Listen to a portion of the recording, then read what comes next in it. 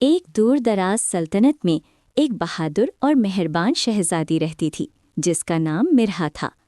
اسے نئی نئی جگہوں کے خواب دیکھنا اور مہمات پر جانے کا بہت شوق تھا۔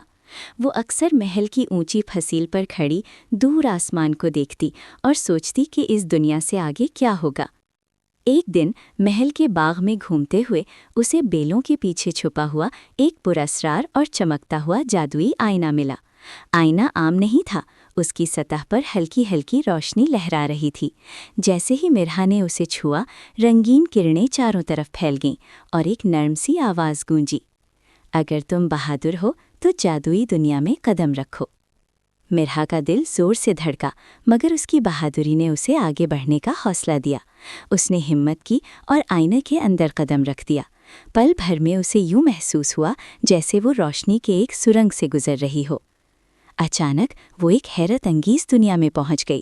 وہاں کے درخت چمک رہے تھے، پھول جگمگا رہے تھے اور دور قوس قزح کا ایک خوبصورت محل نظر آ رہا تھا۔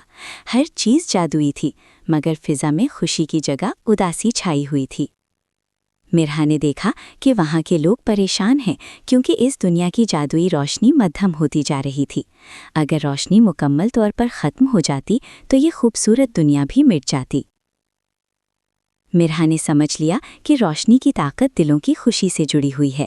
وہ سب کے پاس گئی، بچوں کو ہنسایا، بڑوں کی مدد کی اور سب کو محبت، ہمت اور مل جل کر رہنے کا درس دیا۔ آہستہ آہستہ لوگوں کے چہروں پر مسکراہٹ لوٹ آئی۔ جیسے ہی سب کے دلوں میں امید اور خوشی جاگی، آسمان سے سنہری روشنی برسنے لگی، درخت پہلے سے زیادہ چمکنے لگے، قوس قزح روشن ہو گئی اور پوری جادوئی دنیا جگمگا اٹھی۔ کچھ دیر بعد ایک چمکتا ہوا دروازہ ظاہر ہوا۔ مرہا نے سب کو الوداع کہا اور واپس اپنی سلطنت میں لوٹ آئی۔ اب وہ پہلے سے زیادہ سمجھدار تھی۔ اسے معلوم ہو چکا تھا کہ اصل جادو کسی طاقت میں نہیں بلکہ محبت، ہمت اور نیکی میں ہوتا ہے، اور وہ ہمیشہ اپنی سلطنت میں خوشی اور روشنی پھیلاتی رہی۔